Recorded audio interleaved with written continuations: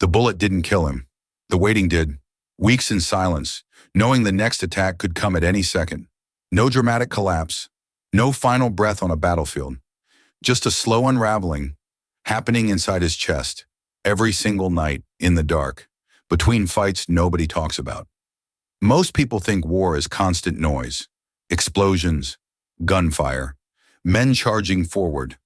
But that's only part of the story, because for every hour of combat a British soldier faced in World War I, there were days, sometimes weeks, of nothing, just silence. And that silence wasn't peace. It was something else, something that stayed with them longer than the battle ever did. People think they know what war looks like. They've seen the photographs, grainy black and white images, soldiers standing straight, calm, determined. West they've read the official stories, advances, retreats, victories, losses. It all looks structured, controlled. Like war follows a pattern. One battle ends, another begins. That assumption is wrong, because for British soldiers on the Western Front, war didn't feel like a sequence of battles. It felt like something else, something slower, something far more ajib. Most of their time wasn't spent fighting. It was spent waiting to fight, and that waiting changed everything. Picture the Western Front. Winter 1916. Miles of trenches carved into the earth like open wounds. Mud everywhere. Cold that doesn't stay on the surface. It sinks into your bones. The smell, something you stop trying to understand. And silence. Not complete silence. Just enough sound to remind you. The war is still there. A distant rifle crack. My wind moving through wire. Men breathing quietly in the dark. This was the in-between. The part nobody prepared them for. Days passed with nothing happening. Sometimes weeks. No attack. No movement. Just orders. Hold the line. Stay alert. Wait. So they waited. The waiting was not peaceful. That's the crucial thing to understand. The silence between battles was not rest. It was not recovery. It was its own particular kind of torment. One that worked slowly, invisibly from the inside. A soldier in the trenches never knew when the next attack would come. Not the hour, not the day, not even the week. He might go to sleep on a Tuesday night with everything quiet and wake up on Wednesday morning to artillery fire that shook the earth beneath him. Or he might wait 3 more weeks, or a month. There was no way of knowing. And that uncertainty, that constant grinding unknowing, did something to the mind. It kept it permanently ready. Even in sleep, the body stayed coiled, muscles never fully released, eyes moved beneath closed lids, tracking sounds. The brain, trained by months of threat, could no longer fully switch off.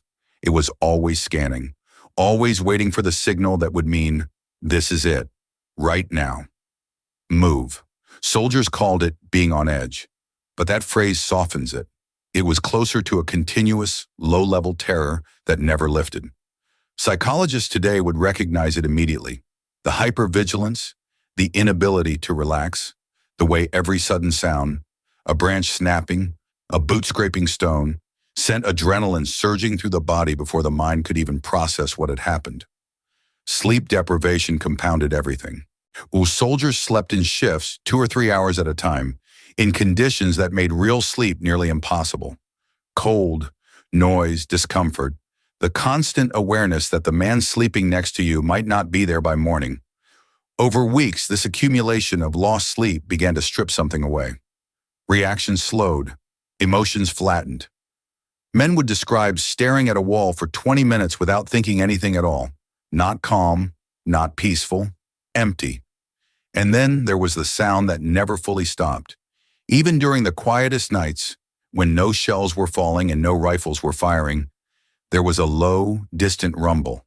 Always there, always present, like the war itself was breathing somewhere just beyond the darkness, patient and unhurried. Soldiers wrote about it in their diaries.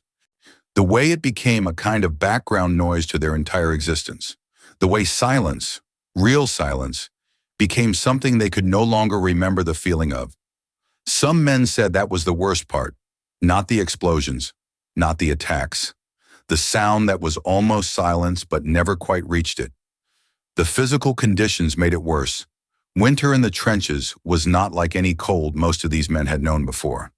It was wet cold, the kind that came up through the ground and through waterlogged boots and settled into feet that hadn't been dry in days. Trench foot was common, a condition where the skin begins to break down from prolonged exposure to moisture and cold. In severe cases, soldiers lost toes. In some cases, more. The mud was everywhere. It's difficult to communicate at this distance, and on what the mud of the Western Front was actually like. It wasn't the thin, inconvenient mud of a country road after rain. It was deep, consuming. Men fell into shell craters filled with it and couldn't get out. In some sectors, the mud was known to swallow equipment whole, rifles, supplies, occasionally men who had been wounded and couldn't move fast enough. Rats moved through the trenches at night without fear. They had learned quickly that the men were too exhausted to chase them. They moved along the duckboards through the sleeping areas, past the men on watch who no longer had the energy to react. It became normal. Another thing to absorb, another detail of an existence that had moved so far from ordinary life that the two no longer seemed connected. And through all of this, the cold, the mud, the disease, there was hunger. And rations were unpredictable. Supply lines broke down. Food arrived cold or late or not at all. Soldiers ate what they had, which was often not enough, and waited for something better that sometimes came and sometimes didn't. Caloric deficit combined with relentless physical exertion and chronic stress produced bodies that aged at a rate their owners found difficult to recognize. Men in their 20s looked 40. Men in their 30s sometimes looked like they had already lived an entire life and run out of room for another one. But it was the psychological breaking that was quietest, and therefore the most invisible. No one announced it. There was no dramatic moment of collapse that everyone witnessed. It happened privately in the particular way that unbearable things often do, slowly, without warning, or in the middle of an ordinary night. A soldier might be sitting in his section of trench, watching the sky begin to lighten toward dawn, and realize that he was crying. Not because something had just happened, not in response to anything specific. Just crying, quietly, because the weight had become too much and the body had found the only outlet it had left.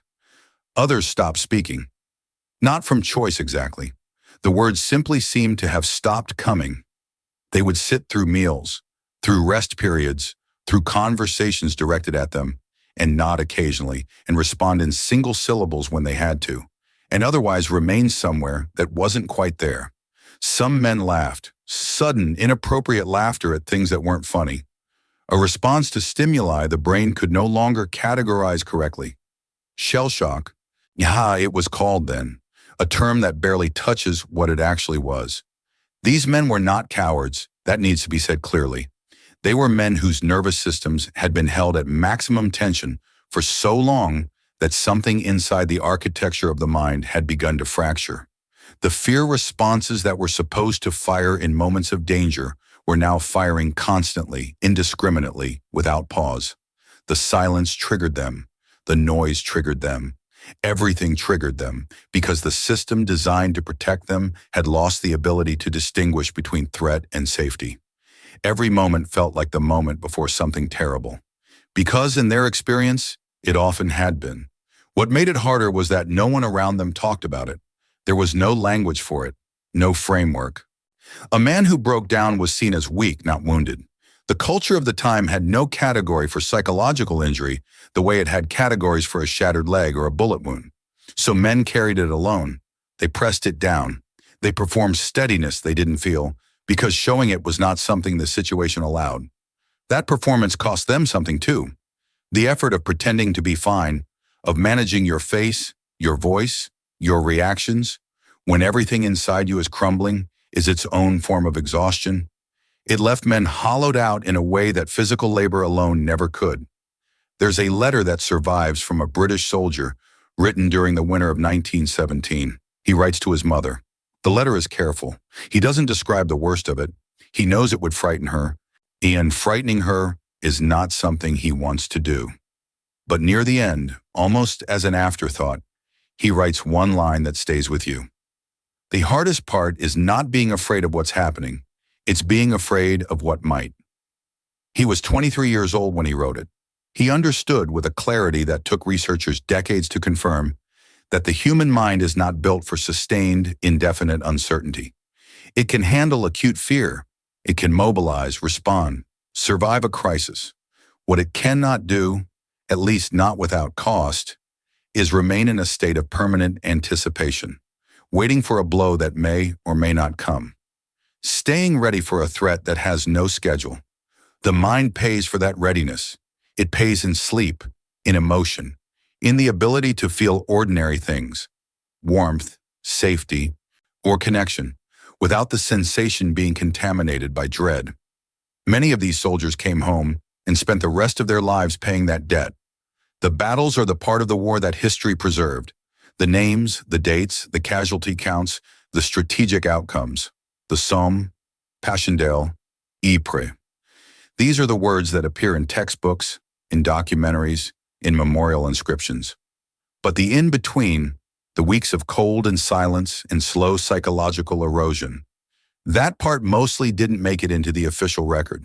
It lived in letters that families kept in boxes, in diaries written in pencil, in the dark that were never meant to be published, in the behavior of men who returned home and could never quite explain why certain sounds made them leave the room, or why they couldn't sleep with the windows closed, or why they sometimes stood very still in the middle of a sentence and seemed to be listening for something that wasn't there.